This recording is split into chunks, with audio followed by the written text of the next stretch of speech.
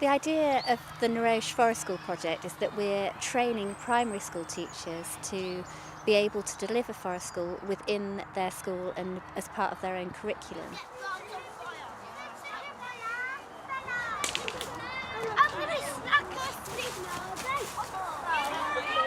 The sessions are for the teachers, but actually to do that I'm working with young people, taking them out in their school grounds to start off with, and we will set out a fire pit. We will learn about having a fire and all the safety rules that go along with that. And it's quite a slow process, so we're working them up to be able to go out into the woods with their teachers. Neroche have made it possible for us to take various groups of children for taster sessions and then for longer sessions of forest school. And then with their funding and their help with the training that we're doing as staff, they're going to enable us to then carry that on with the school and embed it fully in our curriculum, so that hopefully every child in the school will end up being able to take part in forest school, and none of that would have been possible without the Neroche input.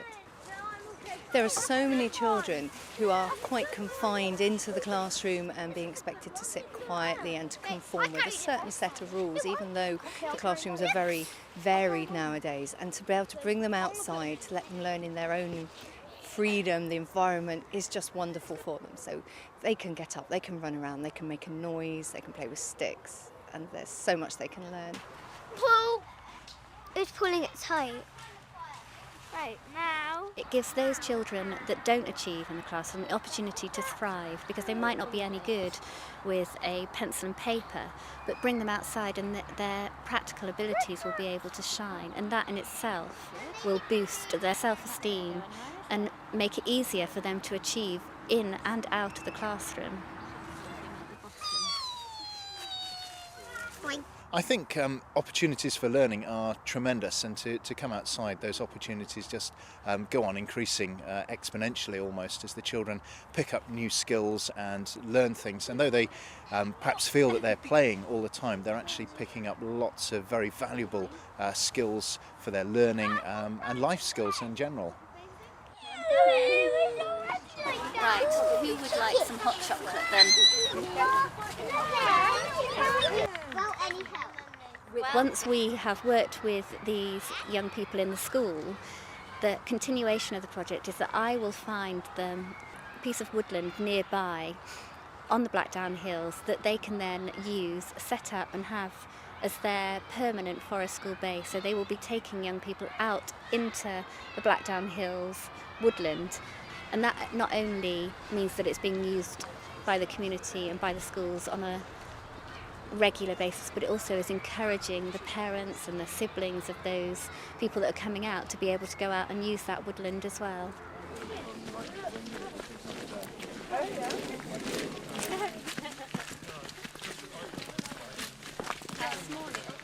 As soon as you walk into the woodland, you get that magical feeling.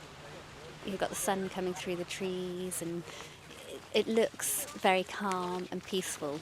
So it's a very natural environment for them to be in. That's a sign that the air here is very pure. Oh wow, they look great. Put them on this Whoa! down here. Come here. I can just put the match in there now. We show them that actually we can come out into the woods and we can light a fire and have hot chocolate and we can cook over the fire. So it's not too dissimilar to their home environments, but they've done that all themselves. They've gathered the firewood and they've learnt what it must have been like to have to been completely reliant on keeping yourself warm and not just flicking a switch to get hot water and the radiator on.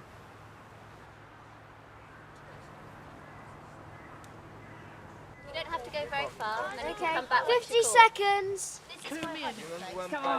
1, 2, 3, 4, 5, 6.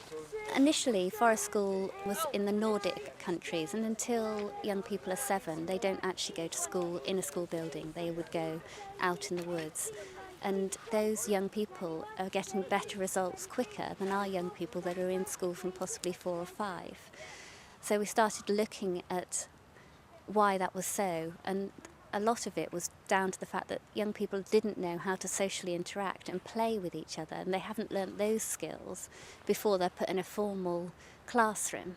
So what we're trying to do is go back and teach young people how to socially interact with each other and how to be aware of their own emotions. And quite often you get to the point where young people are failing in the school system because they have no control over their emotions, so that something will happen and they will kick off and they will cause a scene and they'll be excluded or sent home or sent to detention. So what we're trying to do in Forest School is help them look at what triggers that and give them some control measures so they can know how it feels, what it feels like before they're going to kick off, and how they can stop that happening. Once these young people have learnt how to control their emotions and have got coping strategies for them, then they can sit in the classroom and learn. Now we've managed to elude her.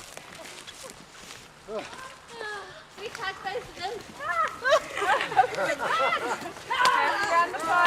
Which one is it? That one. It can't just be a one-off opportunity of learning some bushcraft skills. The idea is that we work with them on a long-term programme so we can get to know them really well, so we can start working with them on a much deeper level. Giving young people an opportunity to achieve and boost their self-esteem can completely change the course of a young person's life. I'm saving mine for next round. Oh, thank you.